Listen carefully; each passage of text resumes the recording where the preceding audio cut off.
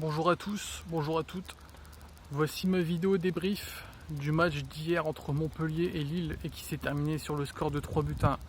Les buteurs de ce match, Ouahi pour Montpellier et pour Lille, un doublé de Jonathan David en première mi-temps, son premier but en deuxième mi-temps à la fin du match pour son deuxième but, et le troisième buteur lillois Angel Gomez à la 57e minute.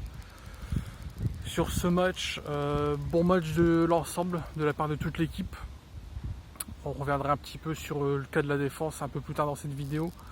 Mais au global, match sérieux, match intéressant de la part de toute l'équipe.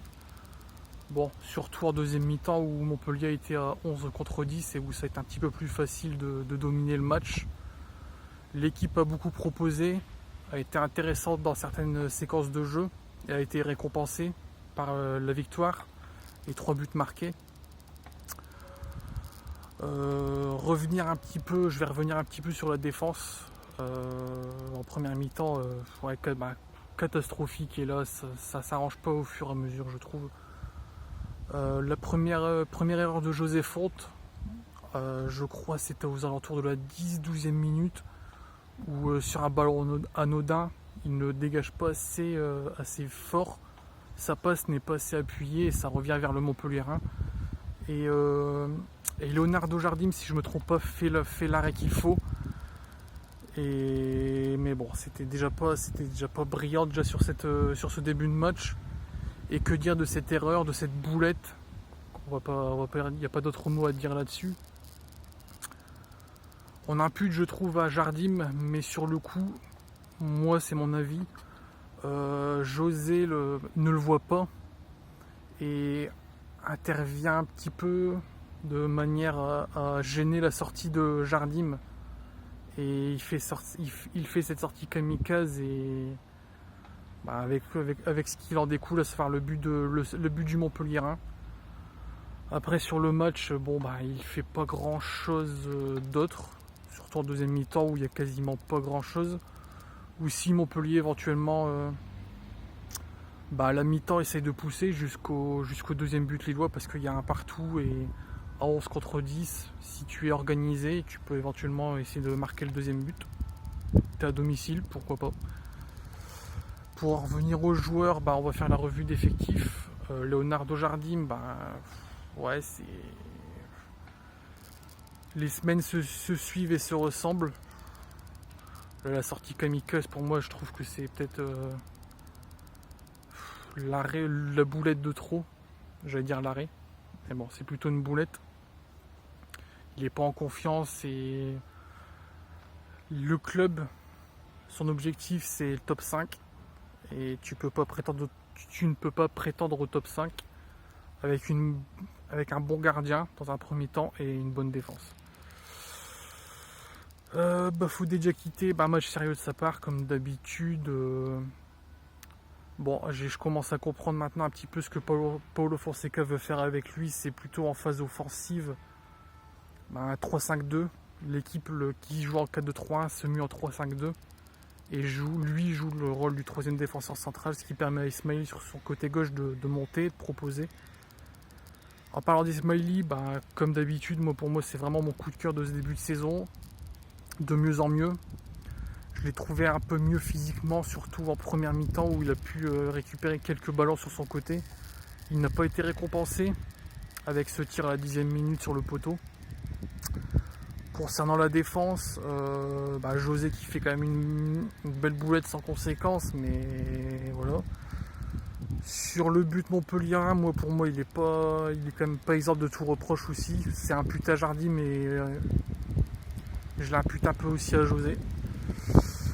Concernant Thiago, Thiago pas récompensé non plus de son match, je vais dire offensivement, avec cette tête sur la barre en première mi-temps et cette tête en deuxième mi-temps arrêtée par le gardien de Montpellier. Benjamin André et puis Angel Gomez, match classique, match sérieux de leur part. Angel Gomez récompensé de son match et de ses prestations globales par ce joli but à l'extérieur de la surface. Concernant Benjamin André, toujours sérieux, toujours récupérateur, toujours hargneux sur le ballon. Concernant notre trio offensif, Jonathan Bamba un petit peu moins en vue sur ses derniers matchs. Mais bon, il arrive à faire une passe décisive pour Jonathan David, donc c'est le principal. Ça soigne les stats, on va dire. Pour Rémi Cabella, de retour chez lui à Montpellier. J'ai cru comprendre que ça s'était pas super bien passé pour lui. Pas mal d'insultes, pas mal de sifflets. Ce qui est un peu dommage. Bon, après, c'est le foot. Donc il revient en tant que titulaire, fait 60 minutes et arrive à donner 2 passes décisives. Donc très bon retour de sa part. J'espère que sa blessure ne sera pas trop importante. On aura besoin de lui pour les prochains matchs. Et Don, on va pas le noter, il fait une demi-heure, mais par rapport à ce que je disais face à Nice, un jeu un petit peu stéréotypé, pardon. Une fois, 2 fois ça passe, 3e fois, 3 fois, 4 fois, au bout d'un moment, ton latéral te voit, te grille et sait comment tu vas jouer, anticipe et te prend la balle 2 fois sur 3. Donc il a été remplacé par Adam Ounas, ses premières minutes sous les couleurs lilloises. Intéressant pour son tout premier ballon, on voit pourquoi il a été recruté. Provocateur, agitateur. Pas mal de fois il a repiqué dans l'axe pour essayer de passer le ballon par-dessus la défense. Il n'a pas tout réussi, mais pour un premier match c'est plutôt intéressant de sa part. Et Jonathan David, sur ce poste là, numéro 9, qui claque 2 buts, 2 jolis buts. Surtout le premier, je trouve, il est pas simple à mettre. Et il marque 2 jolis buts, 2 buts importants. C'est bien pour lui, c'est bien pour ses stats. Et c'est un match, ces buts récompensent un match intéressant de la part de toute l'équipe. Donc concernant le prochain match samedi prochain face à l'Olympique de Marseille. À ce match-là, je ferai ma petite vidéo d'avant-match vendredi soir. Le temps de voir la conférence de presse de Paulo Fonseca pour pouvoir m'aiguiller pour l'avant-match. Et puis c'est tout pour cette vidéo.